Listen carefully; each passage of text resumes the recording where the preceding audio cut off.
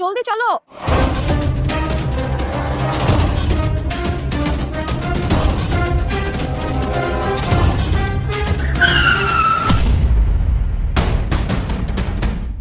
মিয়া ওই নামেন নামেন। গাড়ি কেমনে চালান আপনি? গাড়ি কেমনে চালান? চকি কপালে নাই নাকি? আরেকটু হইলেই তো আমার গাড়ি করতে উঠাই দিতেছিলেন। গরিব বলে কি আমরা মানুষ না? সরি ভাইজান, আমার বাবা অফিসে হঠাৎ করে অসুস্থ হয়ে গেছে। আমি কি করবো বুঝতেছি না। আমি নিজে গাড়িটাও ঠিক মতো চালাতে পারি না। অ্যাম্বুলেন্স কল করবো, আমার ফোনটাও বন্ধ হয়ে গেছে। এই জন্য বাধ্য হয়ে বাবাকে নিয়ে হসপিটালে যাচ্ছি। কি কইতাছেন? আপনার বাবা অসুস্থ আর আপনি গাড়িও ঠিকঠাক চালাইতে পারেন না। আপনার বাবার নিয়ে আপনি হসপিটালে যাইতেছেন? আরে ভাই কি করবো বলেন, আমাকে সাহায্য করার মতো কেউ নাই। আমি নিজে গাড়িটাও চালাতে পারি না, কিন্তু বাবাকে তো হসপিটালে নেওয়া দরকার। এই জন্য বাধ্য হয়ে বাবাকে নিয়ে বের হয়েছি। ভাইজান, যেহেতু আপনার আব্বা খুব অসুস্থ, আমার মনে হয় না আপনি গাড়ি চালায় ঠিকঠাক হসপিটাল পর্যন্ত পৌঁছাইতে পারবেন। আপনি একটা কাম করেন, আপনি আব্বার পাশে যেয়ে বসেন, আমি গাড়ি চালাই নিয়ে যাইতেছি। আমি গাড়ি চালাইতে পারি। এই যে আপা, আপনি একটা কাম করেন, অন্য কুলিতে এইখানে আমি অসুস্থ মানুষের সাথে যাইতেছি। চলেন চলেন।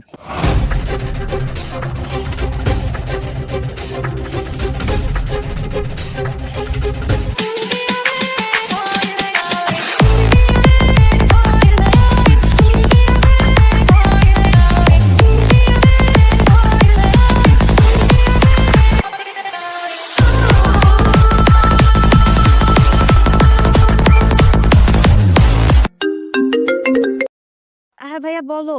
তুই বাবাকে হসপিটাল থেকে বাসায় আনছি, তুই কখন আসবি? ভাইয়া তুমি যেহেতু আব্বুকে বাসায় নিয়ে এসেছো, আমার সব প্রবলেম সলভ হয়ে গেছে। আমি তাহলে পার্টি শেষ করে দেন বাসায় ঢুকবো।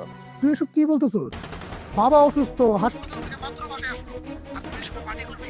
আচ্ছা, তোর কি উচিত না এই সময় বাবার পাশে থাকা? আহা ভাইয়া, আব্বুকে যেহেতু হসপিটাল থেকে ছেড়ে দিয়েছে তাহলে আর প্রবলেম কোথায়? আব্বুকে তুমি ঘুমিয়ে থাকতে বলো, আব্বু তো আর মারা যায়নি। রিল্যাক্স। আমি তাহলে পার্টি শেষ করে তারপরে বাসায় আসবো। বাবা, তোমার মেয়ে পার্টি শেষ না করে বাসায় আসতে পারবে না। তুমি বাঁচো মরো সেটা তো দেখার বিষয় না, তার পার্টিটা আগে। আমি আর কি করবো বল? মেয়েকে কি বলবো? মা হারা মেয়ে আমার। মেয়েকে কিভাবে মানুষ করতে হয় সেটা হয়তো আমি বুঝে উঠতে পারি নাই। তোর মা মারা যাওয়ার পর শুধুমাত্র তোদের কথা চিন্তা করে আমি বিয়ে পর্যন্ত করতে পারিনি।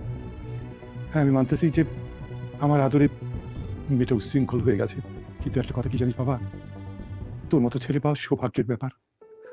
এই যে আমি যখন অসুস্থ হলাম, তুই একা আমাকে হাসপাতালে নিয়ে গিয়ে আমার জীবনটা বাঁচিয়েছি। যে কোনো বাবার গর্ব তোর মতো ছেলে পেয়ে। আরে বাবা কি বলতেছো এসব? আমি তো তোমার ছেলে, আর তোমার ছেলে হিসেবে এটা তো আমার দায়িত্ব। তাছাড়া আমি তো একা ছিলাম না, আমার গাড়ির সামনে কোথা থেকে একটা ফেরেস্তার মতো কুলি এসে পড়ছে। তারপর ওই ছেলেটা আমাদেরকে সাহায্য করছে, আমাদের সাথে গাড়ি চালায় ওই কুলিটা হাসপাতাল পর্যন্ত গেছে। তারপর ডাক্তার ওষুধ থেকে শুরু করে যত জায়গায় দৌড়াদৌড়ি করা দরকার সব এই ছেলেটা করছে। অনেক ভালো একটা ছেলে। কি বলছিস শিবু? কে এই কুলি? কোথায় থাকে? তুই এক কাজ কর, ওর ডিটেলসটা একটু জোগাড় করে দিতে আমাকে। আচ্ছা বাবা, আমি কালকের মধ্যে কাকা, ওর সাথে পুলিশ দেখা কথা করার চেষ্টা দেখছেন? কতক্ষণ আগে দেখলাম মানে এদিকে ঘোরাঘুরি করছে। আচ্ছা আচ্ছা।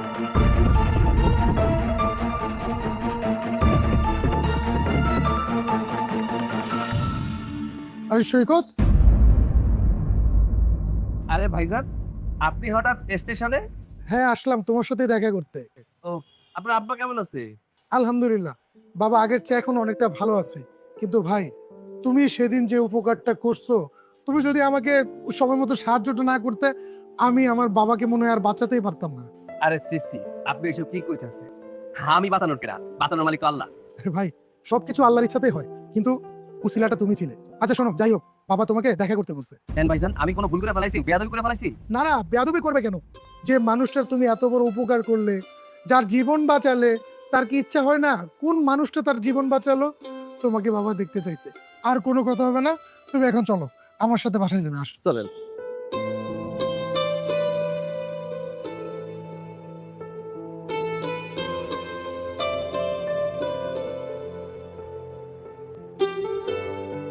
আসসালামু আলাইকুম। ওয়ালাইকুম আসসালাম। বাবা, ও হচ্ছে সৈকত। তোমাকে একটা ছেলের কথা বলছিলাম না, যে তুমি যখন অসুস্থ ছিলা হাসপাতালে সব রকম সাহায্য আমাকে করেছে, সেই ছেলেই সৈকত। তুমি সেই ছেলে? দাঁড়িয়ে আছো কেন? বসো। জি, আমি তো সামান্য কুলি, এই সোফায়। আরে বসো তো, বসো।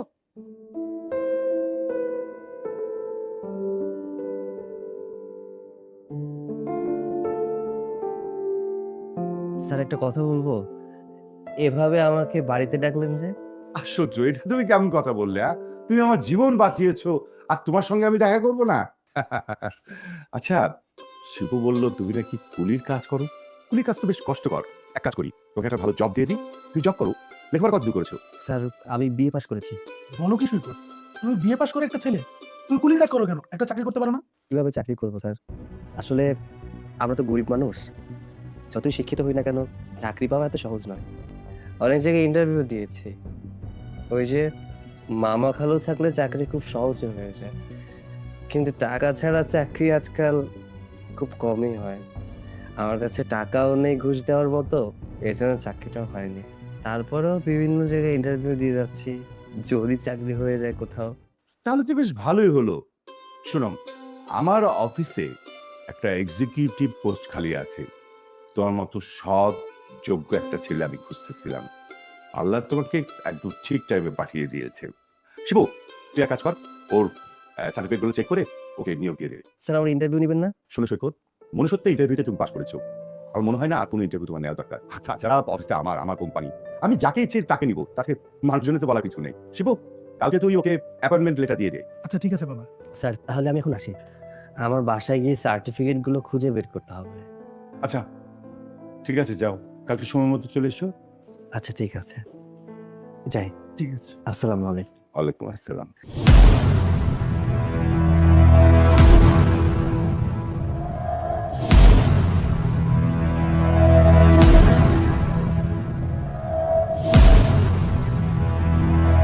সিগারেট খাবো, সিগারেটটা কোথায়?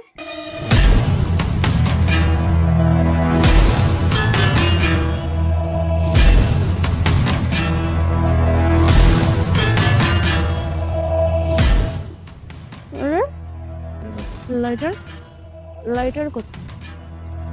Hello bro, excuse me bro, আমি সিগারেটটা ধরাবো, লাইটার হবে মানে আগুন হবে? আগুন আগুন? হ্যাঁ আগুন তো হবে, কিন্তু তুমি তো নিজেই একটা আগুন। কি ভেবেছিস তুই আমি মাতাল? নো নো, আমি মাতাল না, আমি সেন্সে আছি। ওকে, ডোন্ট টাচ মি। ওকে, আরে রাখো তোমার ডোন্ট টাচ মি, আগে তো তোমাকে টাচ করি। কিরে, তোমাকে থাপ্পড় মারলি? দাঁড়া দেখাচ্ছি তোর আগুন, দেখাচ্ছি।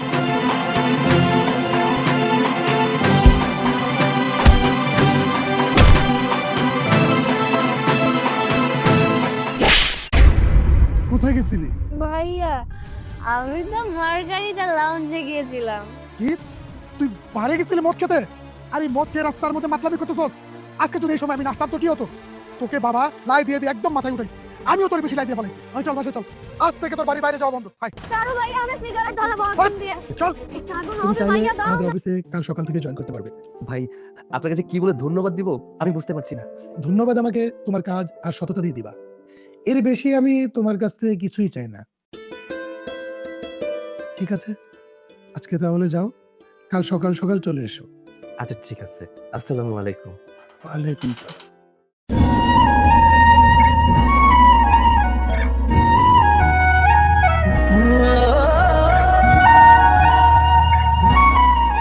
কি ব্যাপার ভাইয়া, ছেলেটাকে? ও ও হচ্ছে সৈকত, আজকে ওর চাকরিটা হয়ে গেল আমাদের অফিসে, কাল থেকে জয়েন করবে। ও আচ্ছা,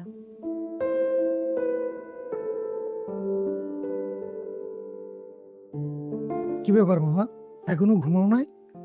তোর জন্য ওয়েট করছি, তুই এত লেট করলি কেন? আজকে অফিসে অনেক ঝামেলা ছিল, তাই একটু লেট হয়ে গেছে। আচ্ছা সৈকত আসলে ওর অবস্থা কি? ও আচ্ছা বাবা, হ্যাঁ আমি সৈকতের কথা বলার জন্যই তোমার কাছে আসলাম। ও আমাদের অফিসে কাল থেকে জয়েন করবে, ওর কাগজপত্র সব চেক করে দেখেছি, সবকিছু ঠিক আছে। আমার কাছে ছেলেটা তো ভালোই মনে হচ্ছে, যদি লেগে থাকে উন্নতি করতে পারবে। তুই কি বলিস? হ্যাঁ আমার কাছেও ছেলেটাকে ভালোই মনে হয়, দেখা যাক কি হয়। আচ্ছা ঠিক আছে, যা ফ্রেশ হয়ে নে, ফ্রেশ হয়ে আয়, একসাথে খাবো। যা। ঠিক আছে বাবা।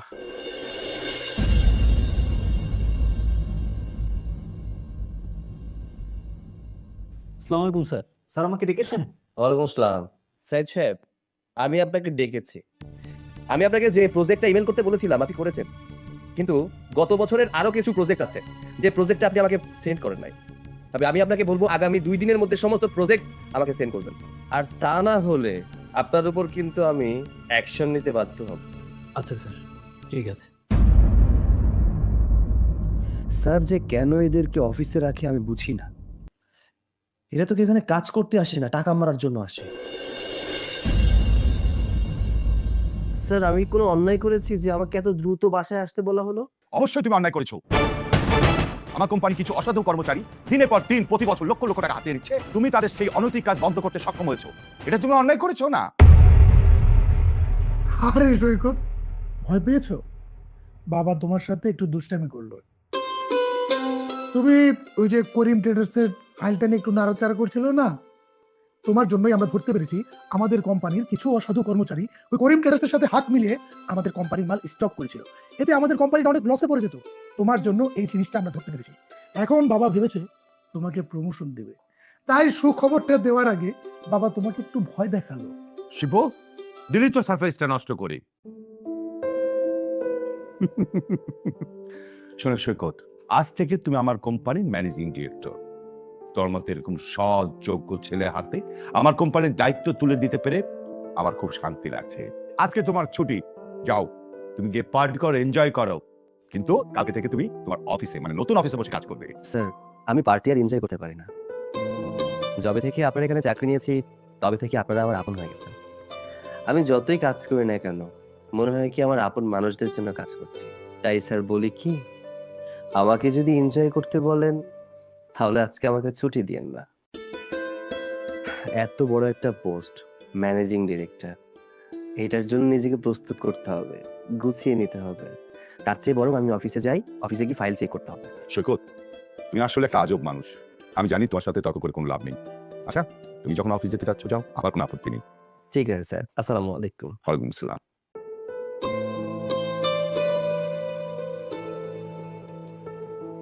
বুঝলি শিপু, এই সৈকত, তার বাবা নেই, মা নেই, অথচ তার ব্যবহার, আদব কায়দা কি সুন্দর, তাই না? কথার মধ্যে কি মায়া।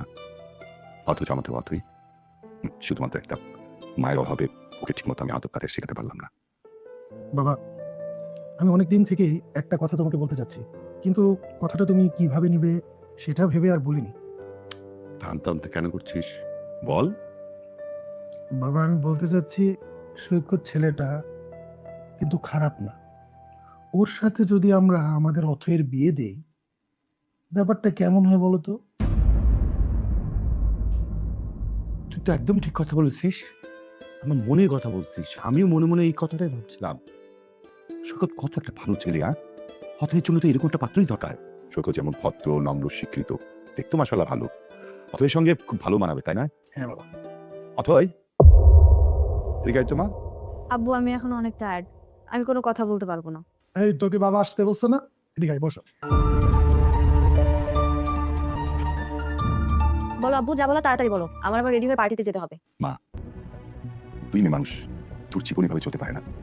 তোর মা মারা যাওয়ার পর মায়ের অভাব আমি কিন্তু তোকে কোনো দিন বুঝতে দিইনি। আমি মানছি আমার আদর পেয়ে তুই নষ্ট হয়েছিস, ঠিক মতো আমাদের কারো কথাই শুনিস না, কিন্তু মা এইভাবে তো জীবন চলতে পারে না।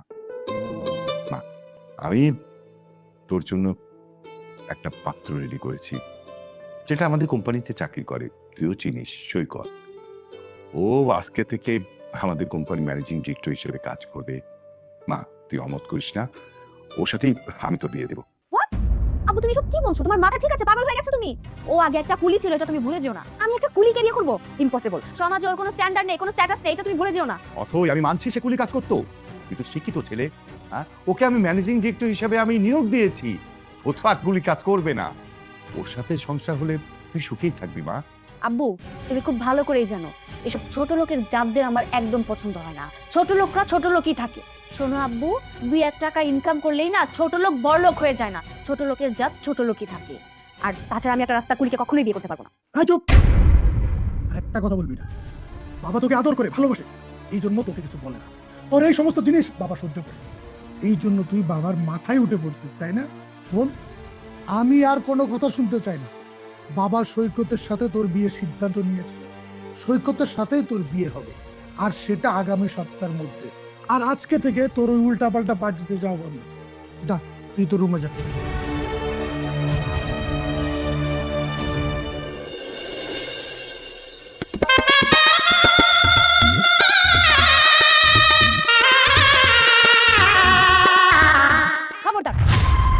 কুলির বাচ্চা কুলি, এত বড় সাহস তুই আমার গায়ে টাচ করার চেষ্টা করছিস? একদম আমার গায়ে টাচ করার চেষ্টা করবি না, তাহলে এই ছুরি একদম তোর পেটের ভিতরে ভরে দেব। আপনি সব কি করছেন? আমি তো আপনার স্বামী, আমার সাথে এমন করছেন কেন? শোন, আমি শুধুমাত্র আমার আব্বু এবং ভাইয়ার চাপে পড়ে তোকে বিয়ে করতে রাজি হয়েছি, না হলে আমার মতো মেয়ে তোর মতো একটা কুলির বাচ্চা কুলিকে কখনো বিয়ে করে? এটা তুই ভাবলি কি করে? আর আমি তোর সাথে সংসার করব এটা তুই ভাবলি কি করে? এক বিছানায় তোর সাথে আমি থাকবো এটা তুই ভাবলি কি করে? কুলির বাচ্চা কুলি, যা এক্ষুনি এই বিছানা থেকে উঠে যা, গিয়ে বাইরে সোফার রুমে গিয়ে ঘুমাবি, যা যা বলছি।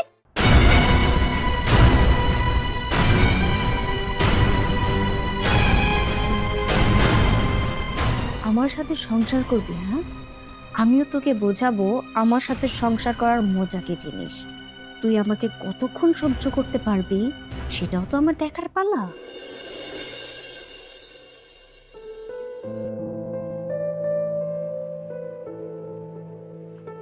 কি ব্যাপার সৈকত, তুমি এত রাতে এখানে ঘুমাচ্ছ কেন? না মানে এমনিতেই এখানে শুয়ে আছি ভাই। ও আচ্ছা, বুঝতে পেরেছি। কি করবে বলো, তুমি তো আগে থেকে জানো আমার বোন অথই একটু বদমেজাজি।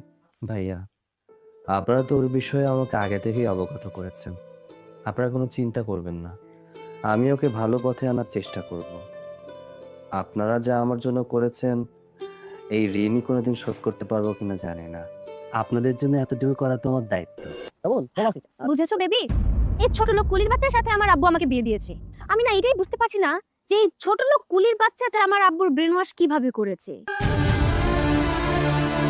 এই ছোট লোক তো রাস্তার কুলি থেকে আমাদের অফিসের কর্মচারী হয়ে গেছে। ও এখন প্ল্যানে আছে যে কিভাবে আমার আব্বুর সয় সম্পত্তি হাত করা যায়।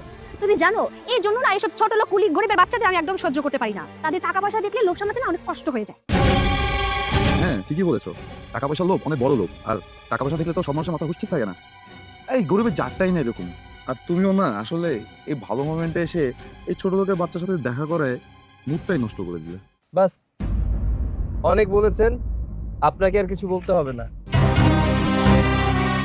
আর অথই, এই যে বেবি বেবি নাটকটা না এটা বন্ধ করো। আমি খুব ভালো করেই জানি সে তোমার ফ্রেন্ড, বয়ফ্রেন্ড না। আর তুমি যে তোমার ফ্রেন্ডকে বয়ফ্রেন্ড বানিয়ে নিয়ে এসেছো আমাকে জ্বালানোর জন্য, আমাকে মানসিক কষ্ট দেওয়ার জন্য, সেটা আমি খুব ভালো করে বুঝতে পেরেছি। শোনো অথই, তোমাকে একটা কথা বলি, এই সামান্য জিনিসে না আমাকে কষ্ট দিতে পারবে না। এর থেকে অনেক বড় বড় কষ্ট আমি সহ্য করেছি। তবে হ্যাঁ, তোমার একটা কথায় আমি কষ্ট পেয়েছি। তুমি আমাকে বলেছো যে আমি গরিব, ছোট লোক, আমার জাত পরিচয় নেই। হ্যাঁ মানছি, তোমার কথা সত্য। তবে টাকার লোভটা কিন্তু আমার ভেতরে কাজ করে না। শোনো, সারা জীবনে টাকা নিয়ে নাড়াচাড়া করেছো তো, তাই সবাইকে টাকা দিয়ে পরিমাপ করো। একটা কথা মনে রেখো, টাকা দিয়ে সবাইকে পরিমাপ করা যায় না। ব্যাস থামা তোর লেকচার, অনেক বলেছিস। তোর মতো ছোট লোকের বাচ্চার মুখে না এত বড় বড় লেকচার মানায় না।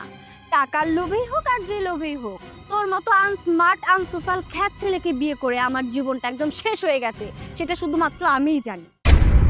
তোর মতো ছোট লোককে কোনো সমাজে নিয়ে গিয়ে আমি দাঁড়াতে পারি না, আমার ঘেন্না হয়, সেটা তুই জানিস, বুঝিস তুই? আরে শোন, আমার ফ্রেন্ডের হাজবেন্ডরা দামি দামি ভার্সিটি এবং ফরেনার থেকে পড়াশোনা করে আসা, আর তুই সামান্য সরকারি কলেজ থেকে বিএ কমপ্লিট করে এসে আমার আব্বুর ব্রেন ওয়াশ করে একটা চাকরি পেয়ে বসে আছিস। ঠিক সেজন্যই না তোদের মতো ছোট লোকদের আমার পছন্দ হয় না। আর আমাদের সাথে চলার মতো সমাজে তোর কোনো স্ট্যাটাস হয়নি, আর 7 জনম তপস্যা করলেও হবে না। দেখো অথই, তুমি যা বলেছো আমি মেনে নিলাম, সবই সত্যি। কিন্তু স্বামী হিসেবে তোমার পাশে যদি আমাকে দাঁড়ানোর সুযোগটুকু না দাও, তাহলে আমি প্রমাণ করব কিভাবে? শোন, কোনো বিষয়ে সন্দেহ থাকলে সেটা প্রমাণ করতে হয়। তুই যে আমার হাজবেন্ড হওয়ার অযোগ্য সেটা প্রমাণ করার কিছুই নেই। আমি 100% শিওর তুই কোনোদিনও আমার যোগ্য হাজবেন্ড হতে পারবি না।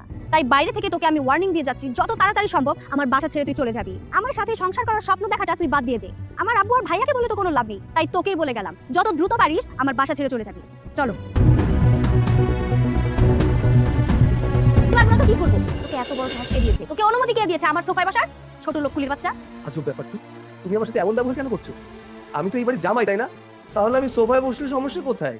কি বললি তুই? জামাই?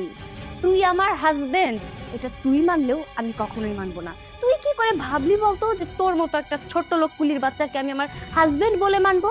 আসরাতে কি বলেছিলাম তুই ভুলে গেছিস? এত সহজে তো ভোলার কথা না। আমি তোকে স্পষ্ট বলে দিয়েছিলাম যে আমি তোকে কোনোদিনও আমার হাজবেন্ড বলে মানবো না, আর হাজবেন্ডের কোনো অধিকার পর্যন্ত দিব না। তাহলে তুই কোন সেন্সে বললি যে তুই আমার হাজবেন্ড? বাই দ্য ওয়ে, তাছাড়া আমার বয়ফ্রেন্ড আছে, আমি আমার বয়ফ্রেন্ডকে ভালোবাসি। ওকে, দেখো, বিয়ের পরে এসব বয়ফ্রেন্ডের কোনো দরকার নেই। আর তাছাড়া এগুলো রাখাও পাপ। আমি তো তোমার হাজবেন্ড আছি, তাই না? তাহলে কেন বয়ফ্রেন্ডের দরকার আছে? আর শোন কুলির বাচ্চা কুলি, তোর কাছ থেকে না আমি কোনো প্রকার জ্ঞান নিতে যাবো না। আমার বয়ফ্রেন্ড আছে, আমার বয়ফ্রেন্ড থাকবে, আর এটাই হচ্ছে আমার শেষ কথা। তোকে কে বলেছে আমার বিষয় নাক গলাতে? তুই একটা কুলির বাচ্চা কুলি, তোর কোনো স্ট্যাটাস আছে আমাদের সাথে চলার? কোনো স্ট্যাটাস নেই, কোনো যোগ্যতা নেই। তাই আমি তোকে এক্ষুনি বলছি আমার চোখের সামনে থেকে চলে যা, চলে যা বলছি।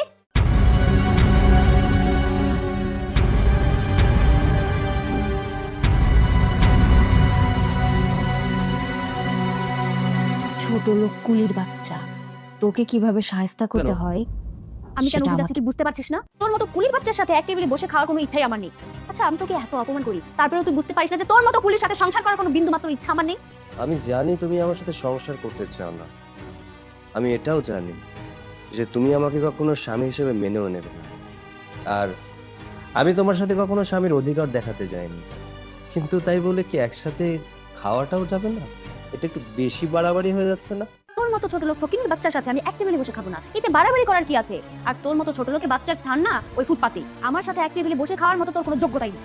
বাস তুই অনেক হয়েছে, এবার চুপ কর।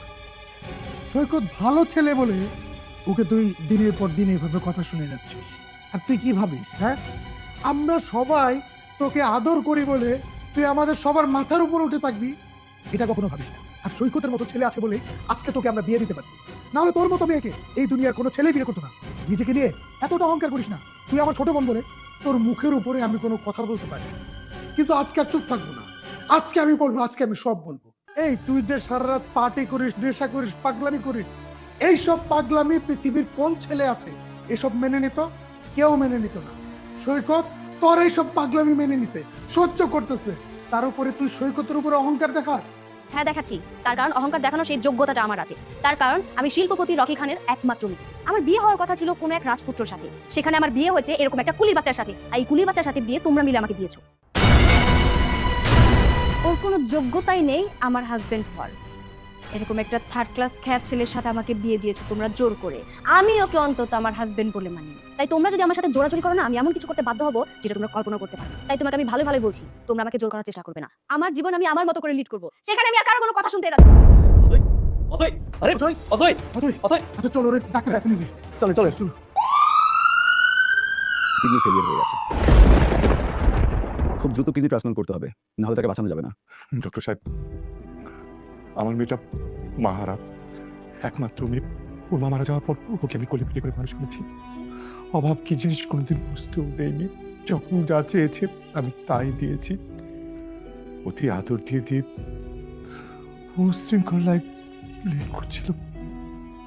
আমি ওকে বারবার বারণ করেছি, মা এগুলো ভালো না, তুই এসব করিস না। ওকে আমি শাসনটা পর্যন্ত করতে পারিনি একমাত্র মেয়ের জন্য। প্লিজ ডক্টর, আমার টাকা পয়সার কোনো অভাব নেই, প্রয়োজন আমার মেয়ের জন্য আমি আমার সহায় সম্পত্তি যা কিছু আছে সব দিয়ে দেবো। যেভাবে পারেন আমার বোনকে বাঁচান। দেখুন রকি সাহেব, সব কিছু টাকা দিয়ে হয় না। অথয়ের কিডনির সাথে কিডনি দাতার কিডনি ম্যাচ করতে হবে। তাছাড়া তার ব্লাড গ্রুপটা হচ্ছে বি নেগেটিভ, যেটার সাথে ম্যাচ করা খুবই দুষ্কর। আমি সবদিকে খোঁজ লাগাচ্ছি, আপনারও খোঁজ লাগান। ডক্টর, আমি অবশ্যই চেষ্টা করবো। প্লিজ আপনার কাছে অনুরোধ রইল, আপনিও চেষ্টা করবেন। বাবা, ভাইয়া অত একা আছে, আপনারা যান, ওর ভালো লাগবে।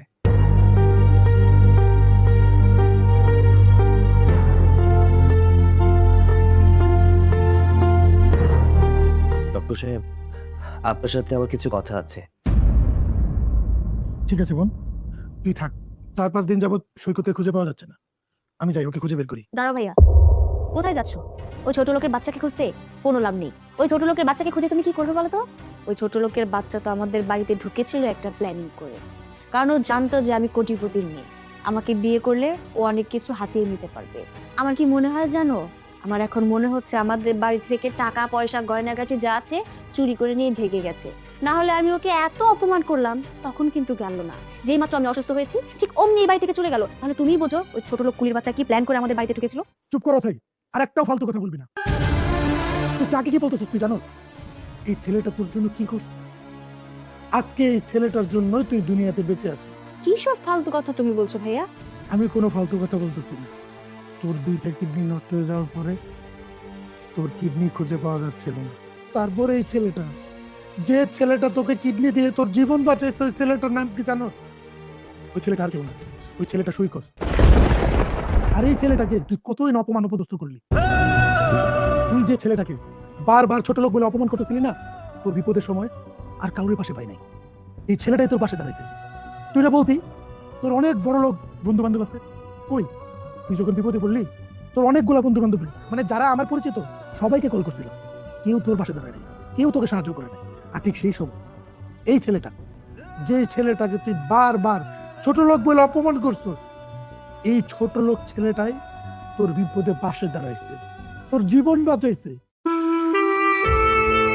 আসলে তুই কি জানিস, তুই না মানুষের অর্থ দিয়ে মাপছস যে আমি কোটিপতি, আমার কোটিপতিদের সাথে মিশতে হবে, কিন্তু তোর ওই কোটিপতি বন্ধুরা তোর বিপদের সময় পাশে দাঁড়ায়, পাশে দাঁড়াইছে এই ছোট লোক ছেলেটা।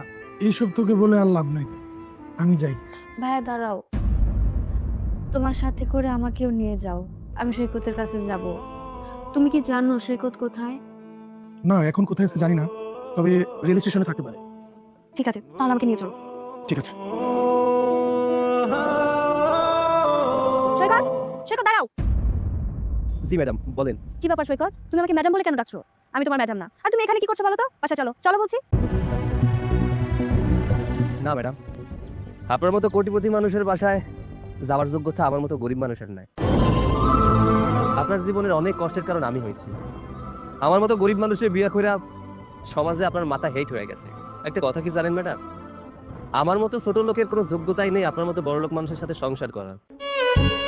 আসলে প্রথম যখন আপনারা দেখছিলাম অফিসের মধ্যে, আপনার অনেক ভালো লেগে গেছিল। কখন যে ভালোবাসা ফলাইছি এটা বুঝতে পারি নাই। আমি কোনোদিন ভাবতেও পারি নাই যে আপনার লোকের আমার বিয়ে হইব। কিন্তু আপনার আব্বা, আপনার ভাই যখন আমারে আপনার বিয়ার জন্য প্রস্তাব দিল, আমি খুশিতে আটখান হয়ে গেছিলাম। বিশ্বাস করেন ম্যাডাম, আপনার সম্পত্তির উপরে বিন্দুমাত্র আমার কোনো লোভ ছিল না, লোভটা ছিল আপনার ভালোবাসার উপরে। কথায় আছে না, আসলে গরিব মানুষের কপালে ভালোবাসা জোটে না, টাকার কাছে ভালোবাসা অনেক সময় হাইর মাইনাস হয়। ঠিক তেমনই হয়েছে আপনার লাগে। ওই যে আমি যে গরিব মানুষ, তাই ভালোবাসা পাওয়ার যোগ্যতা আমার মধ্যে নাই। তবে একটা কথা কি জানেন, গরিব মানুষরা না ভালোবাসাটারে আটকায় রাখতে পারে, কখনো চায় না যে তার ভালোবাসার মানুষের কোনো ক্ষতি হোক। আমি জীবনে যত বড় চাকরি করি না কেন, আপনার চোখে আমি সারা জীবন কুলিই থাকবো। তাই এটা কুলির লগে আপনি কোনোদিন সংসার করতে পারবেন না। এই জন্য ভাবলাম আপনাকেও বাড়িতে থাকি আমি কি করবো, তাই চলে আইলাম। কারণ আমার মতো ছোট লোক কুলির স্থান আপনাকে মতো বড়লোক বাসায় হইতে পারে না। কে বলেছে তুমি কোটিপতি না? কে বলেছে তুমি ছোট লোক? এতদিন আমি অন্ধ ছিলাম, তাই মানুষের মূল্যটা শুধুমাত্র আমি টাকা দিয়ে মেরেছি, মানুষের মন দিয়ে মাপিনি। তুমি আর্থিকভাবে যেমনই হও না কেন, মনের দিক থেকে তুমি অনেক বড় একজন মানুষ। তোমার মতো মানুষ হয় না যে আমিটা তোমাকে এত অপমান, এত অপদস্থ করেছি, সেই আমাকে তুমি তোমার নিজের কিডনি দান করে আমাকে মৃত্যুর হাত থেকে ফিরিয়ে আনলে। আচ্ছা, একটা মানুষ এত ভালো কিভাবে হতে পারে সেটা আমি তোমাকে না দেখলে বুঝতে পারতাম না। তুমি যে মহানুভবতার দৃষ্টি স্থাপন করেছো সেটা দেখে আমি তোমার প্রেমে পড়ে গেছি। প্লিজ সৈকত, তুমি আর আমার উপরে রাগ করে থেকো না।